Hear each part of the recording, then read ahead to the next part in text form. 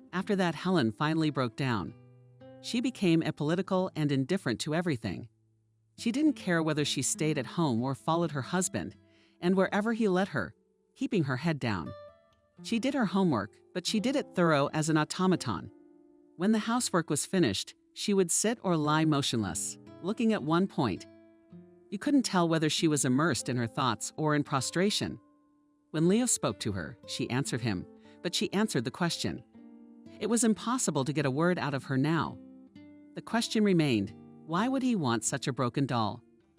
But it was as if he was satisfied that he had brought her to such a state that she walked like a mannequin without feelings, thoughts, and desires. That he had complete power over her. Something human appeared in Helen's gaze only when her husband placed another photograph of his daughter in front of her. She would stare at her for a long time, and the expression in her eyes would become sad, as if she were mentally talking to Emily. Then she put the pictures in the album and put it in someone's drawer. She knew that if she kept pulling out and looking at the pictures, Leo would throw the album away. Just like he destroyed everything she cared about, so she would pick up the album once a month just to put another picture in it. And so the years went by. One day, in a conversation between the couple, the number 18 came up. When Emily turns 18, I'll tell you. And then she'll decide for herself if she wants to see you. And if she does, I won't object. Helen decided to think of this day as the tipping point of her imprisonment, after which she would either have her freedom and her daughter, or she would be gone. Now she knew that it was possible not to make any effort for this not to take any sin on her soul. She would leave simply out of longing and despair. In the last month before that date, she knitted a beautiful blue shawl. It had once been her favorite color, and she hoped her daughter would like it. On the cherished day, she gave Leo the shawl package, asking him to give it to Emily for me. He grinned, but took the package. That day, he didn't come home for a long time. Helen had no doubt that he had gone to Faith. After all, she is his daughter after all, and celebrating her coming of age. When she heard the house gate open in the evening, she ran downstairs. Well, she asked. He could have taunted her by demanding, for example, that she serve him dinner first. But Leo would not do that. He handed her the package. Emily doesn't want to know you. Why not? Helen whispered with just her lips. Did you tell her what you did to me? And I told her you left her. And now you're sorry and you want to make amends. I never said a word to her about you before. Helen herself did not expect what would happen. Then she threw herself at her husband, forgetting everything. She beat him with her fists ineptly and desperately, and screamed like a man who had been hurt intolerably and painfully. Leo was so unaware of this that after only a few seconds he came to his senses, and twisted his wife, and dragged her down to the basement. Helen was lying on the floor. It was very difficult for her to move. She didn't even want to raise her head, not even to turn it. The only thing the woman wanted was for everything to end here and now. She knew that Leo had locked the door from the outside. Or rather, there was an English lock. Her husband pushed her inside and slammed the door shut. Sooner or later he would open it or he wouldn't. It was all the same. When Helen tried to pull herself up, her head fell helplessly to the floor and her broken nose bled again. But Leo had never beaten her to the point of mutilating her. One has to think now, too. Nothing was fixable. It hadn't happened. Just a cruel lesson. After a while, she'd be able to walk again like she used to. But things happened differently than Helen had envisioned. When the door swung open and Leo saw his wife, he even apparently thought he had overdone it. He walked over to her and bent over. Later, Helen felt as if it was not she who had acted, but some force. Instead, she tore at her husband's leg, in a sudden, sharp movement. And when he lost his balance for a few moments, she jumped up and dashed for the door. Only when the lock clicked behind her back, her tormentor still inside, did she catch her breath. Helen heard her husband banging on the door and shouting something. But she also knew that the door was tight and secure. Not something even a man could just kick down. Nevertheless, she couldn't allow herself to gather herself quietly. Acting quickly, she frantically changed into jeans and a thin sweater. She threw on a jacket, shoved a few changes of underwear and the essentials into her bag. She knew where the money and her husband's card were. She didn't need to cover her tracks. On the contrary, she wanted Leo to be punished. The money, the files. Everything seemed to be in place. An ordered cab pulled up. Helen gave her friend's address. If she wasn't at home, she should go to the hospital. We weren't home. She aghast when she saw Helen with her bat on the doorstep. The friends hugged and cried, and could not unclasp the embrace. Then Sophia oiled the abrasions. Helen applied ice to the biggest bruise. She made a sandwich and a cup of strong coffee. She wanted to pour brandy, but Helen stopped her. No, don't. First, you have to go to the hospital to get the bruises removed, and then to the police. That's what the friends did. Sophia didn't leave Helen alone. She held her hand. Helen felt like Leo was about to appear behind her, calling out to her. Right on top of him, she heard his voice and picked herself up time after time. Again, there was no way for him to get out of the secret room by himself. Helen had finished telling her story to Alex, and now sat looking at the sea. What happened next? He asked, silently. Next, the police came to Leo's house. He was released from his confinement and immediately detained. There was a trial. He got less time than I expected, only 2 years. That is, he was given more, but released after 2 years. When I found out about it, I immediately left town to come here. I'll have to go back soon. How have you been living all this time? Turns out my father left me a nice inheritance. And I also found out that Leo had deposited a large sum of money into my account. So money was no problem. That's good, because I couldn't work for a while. I was in treatment. I was very close to losing my mind. Maybe that's why they gave Leo a little bit of a pass. They thought I was crazy and that I was talking about him a lot. The beatings really couldn't be hidden. And your daughter? My ex-husband never said where she was. Not with the police, not in court. Helen shook her head, so I don't know anything. Wasn't he charged with kidnapping? He made it look like there was no baby, Helen said. There wasn't. And it's all in my sick imagination. It's a miracle that thanks to the testimony of Sophia and other people I know, it was possible to prove that he deprived me of my freedom. Why was he released so early? Alex was trying to figure it out. It doesn't make sense. I bought an apartment, said Helen. I had to have somewhere to live. But now I don't know how I'm going to get back. He'll be walking the streets of the same city. He won't leave me alone. I think he's got some kind of obsession with me. Don't you want to move? Asked Alex, to another city. Start from scratch again. A naked man on bare ground. I don't have the strength for that. My father died with my stepmother and my siblings. I don't keep in touch. I only have a few girlfriends, and now I will be forced to leave them. But when I found out he was released, I became panicky, afraid to come home, to go into an empty apartment. I feel like they're waiting for me there, waiting for the door to open, for him to come out. When do you have to go back? Asked Alex. In 3 days, answered Helen. Alex's decision to move in with Helen was met by the young man's parents in a flurry. I didn't think I would live to see this, said the mother, making me remember scenes from novels. You realize that after this, no one will respect you. Getting involved with a woman 20 years older than you. Mom, how many times have I told you I'm not having an affair with Helen? Alex wasn't so hot-headed anymore. He said those words in a tired tone. She just needs help right now. Who are you trying to fool? She's a rich woman. She can hire any help she wants, not ask a student who has no extra time. We have to learn. Even if we believed you, no one will. You'd be labeled as someone who can be bought. And no decent girl. Maybe it's my problem finding girls. Alex was starting to get hot. You've already found one, my mother parried. That lady should retire soon. I understand her desire to find a young boy. Alex was packing his things, trying to control himself. Stop it. Father turned to his mother.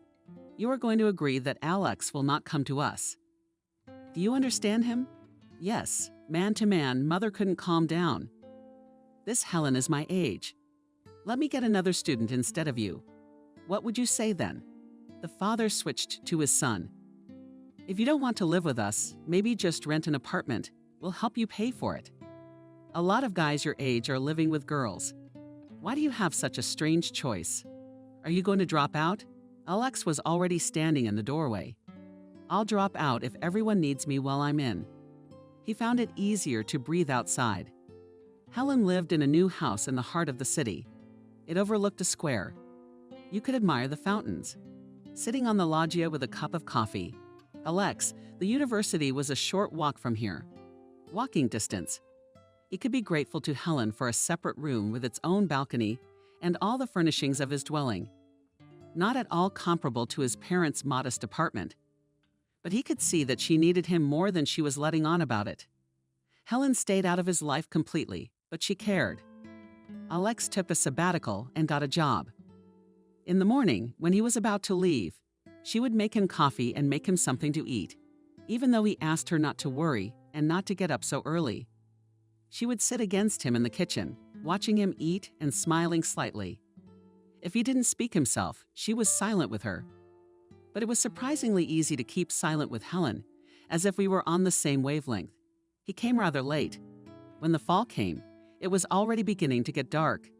And again, they would sit together at the table. And there was Helen's incomparable coffee in small cups. And Alex more words from the left in the evening, often humorously told about how his day went.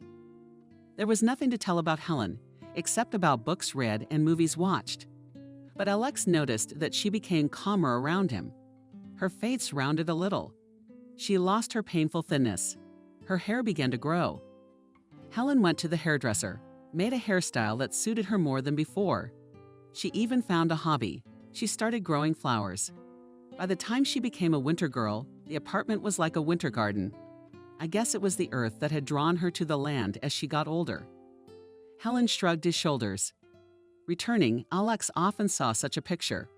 Helen sits in an armchair, as if in a green thunderstorm of branches beating all over. Softly speaking sconces, and the woman is reading a book.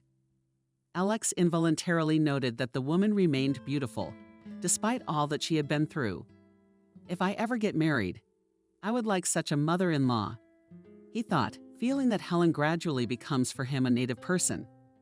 But sometimes, when he woke up in the middle of the night, he saw a light in the kitchen. And that means that Helen again had a terrible dream, in which the door quietly opens and her ex-husband enters. And now until morning, she will sit, drink coffee, and listen. Would there be footsteps on the stairs? She realized that these were far-fetched fears, but she couldn't help it. From Leo's house, Helen had taken nothing with her except her personal belongings, a photo album, and a blue shawl she had knitted for her daughter. The shawl now hung in her room. Alex did not hide from her that he was trying to find her husband and daughter. But he didn't tell her the details. And when the young man disappeared for days at a time, Helen knew it had something to do with the search, but she never questioned it. It was too painful and intolerable for her to hope and then be disappointed. And so the year passed. Helen wanted to talk to Alex about his plans for the summer. She herself wanted to go somewhere to the north, maybe to Karelia. She couldn't stand the heat, and she thought if the young man wanted to, he could accompany her. If he has a girlfriend, let him take her with him. She's paying for the young people's room. Alex's presence gave her a semblance of family, but she didn't have time to talk about it. The day came when Alex knocked on her room. "I need to talk to you." Helen looked up with frightened eyes. "Did you find out something bad?" "Leo found me. We have to leave. Will you let me sit down?" Settled across from Helen in the chair, Alex began to speak. "I found out why your ex-husband was released. Of course, not only in connection with it, but this circumstance also played a big role. Leo went blind." As Helen asked in a whisper. "There, when he was serving time, there was a fight in the zone. He got beat up pretty bad. Concussion and blindness. He was in the hospital for a long time, and he'll never see again. The doctors are sure he won't. But I wondered what he was. Why did he treat you like that? Because by the time you were married, he was already a wealthy, well-to-do man. And Emily, did you find out anything about Emily?" Helen interrupted. "Wait a minute. I was sure this behavior was more typical of someone from a marginalized background. But when I delved into all of this, he really had a rough childhood. After his father left, the family lived in blatant poverty. An old house, and there wasn't even heating with a stove and wood. The The mother, whom Leo loved very much, began to drink first and then reached for other men. She would leave the house and spend the night somewhere. And the boy was left alone in the fuel rooms, sleeping in his jacket when she returned drunk, and often with some lonely woman bragging to her son about a new ring and a new dress. Leo asked Mom, "Why did you leave me for someone else?" "You have your whole life ahead of you," she said. "Mine is passing. And you can't give me anything right now, so don't judge me for taking from others." Maybe that's what gave him the incentive to get ahead at all costs and become a wealthy man. It was an attempt to prove something to his mother, but it failed. When Leo started earning well, his mother was already dead. A life of excess is no good. And when he met you, all his childhood complexes were realized. His mother didn't belong to him. She was always slipping away from him, swapping him for someone else. So he decided to make you all his, at any cost. At first, he thought you'd be his child. But then he realized you could leave with a baby in your arms. That's when he separated you and your daughter. He knew there was no better blackmail than a daughter. He may or may not give her back to you. And as long as he has the daughter, you'll be at his mercy. Then why did he take my hope away? He said Emily didn't want to hear from me. Alex shrugged.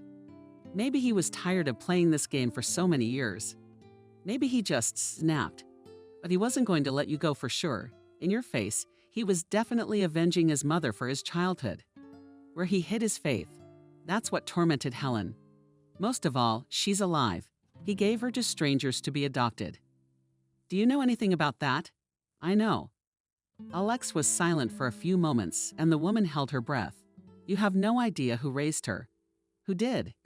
Your stepmother. He brought her the little girl and assured her that you had given her up. He's too busy with work to raise a girl. Maria really did love your father. Her own sons were grown, and she realized she couldn't give the professor's own granddaughter to an orphanage. So she raised Emily. Leo visited the girl, took pictures. Helen held her hand to her throat. She really hates me and doesn't want to know. She's at Maria's now. Come with me. Alex suggested it. I have something to show you. And I also want you to know this. I met with Vera and talked to her. Helen had long ago given the young man the keys to her car, and now the car was waiting for them at the entrance. From excitement, the woman did not realize where they were going. The city ended, the villages went on. Then the road turned into the forest. Finally, Alex stopped the car and shocked. Helen recognized the place where she and her husband had once spent their honeymoon. The cottage by the lake. It had recently rained and the air was filled with the smell of pine needles, earth, and leaves. There was a small pier next to the cottages. It was empty now. It seemed that there was not a single living soul here, but it only seemed so. Helen did not immediately see on the landing in front of the cottages in a chair sat a man from the worst with gray hair and dark glasses. Helen would not have recognized Leo, but reason told her that it was him. And standing next to him, leaning toward him, was a girl. She was saying something to the old man, stroking his arm. Then the girl threw her head down. She was as fair-haired as her mother. And with her noble features, she resembled her grandfather. For a minute, she and Helen looked back at each other. Helen wanted to walk toward Faith, but realized she couldn't move. Her legs were failing. Alex, apparently sensing her condition, took her firmly under the elbow.